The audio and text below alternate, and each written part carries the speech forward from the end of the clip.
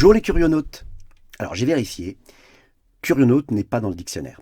Et pour cause, c'est moi qui ai inventé ce mot, n'en déplaise aux puristes de la langue française. Je trouvais que curionaute, ça sonnait bien, pour signifier, à vous qui écoutez ces audios, à vous aussi qui êtes présents aux conférences que j'anime, tout le bien que je pense de ceux qui sont curieux et avides de savoir. Car curionaute, c'est une construction de deux locutions. Une latine, curiosus, qui signifie avide de savoir, et l'autre, du grec ancien, naute, qui signifie navigateur. Voilà comment je vous vois. Des navigateurs ou navigatrices avides de savoir. Mais quel type de curionaute êtes-vous? Un curionaute parent? Une curionaute joueuse ou joueur? Simple curionaute explorateur ou exploratrice d'une meilleure connaissance de soi? Ou alors, juste un curionaute animé d'une curiosité sur les choses humaines. Alors, qui que vous soyez, merci pour votre écoute. Une écoute qui va être pleine de savoir. Alors, pas un savoir théorique, péremptoire ou condescendant. Non, un savoir qui s'étalerait pas comme de la confiture sur une tartine. Non, ça serait plutôt un savoir ressenti, qui serait utile dans la vie de tous les jours, qui aiderait à mieux comprendre la réalité quotidienne et qui permettrait de s'y adapter. Moins de souffrance, plus de joie, davantage de flexibilité. Et puis reconnaître, accueillir et contrôler ces états émotionnels, c'est probablement le meilleur chemin pour influencer cette réalité. Alors comment?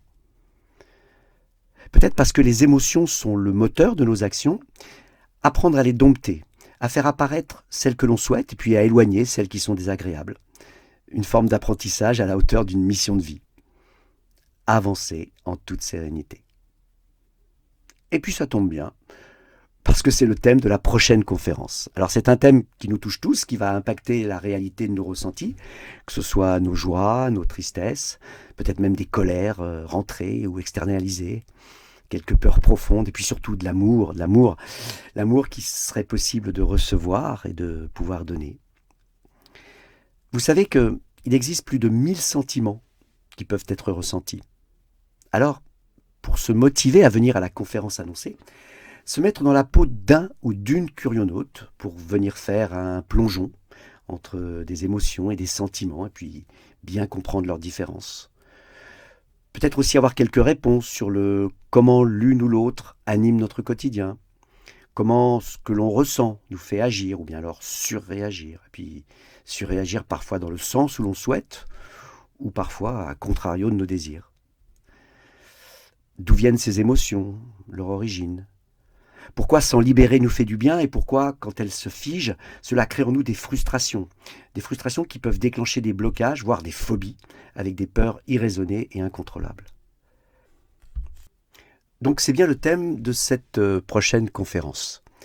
Mais n'ayez pas de crainte, le contenu de cette réunion publique sera joyeuse, notamment à travers des expériences émotionnelles, des échanges pour comprendre, des situations pratiques qu'on pourra rencontrer, s'enrichir avec. Et puis l'enjeu étant justement de s'enrichir. Pourquoi pas le transmettre aussi et enrichir les autres? Alors en résumé, se rapprocher d'une réalité conforme à l'idéal de notre vie. Le dimanche 12 février, de 10h30 à 12h30, ou bien alors le jeudi 16 février, de 19h à 20h30, 20h45. Toujours à la Cité des Sports, à Issy-les-Moulineaux, 10 € de participation, avec l'apéro compris.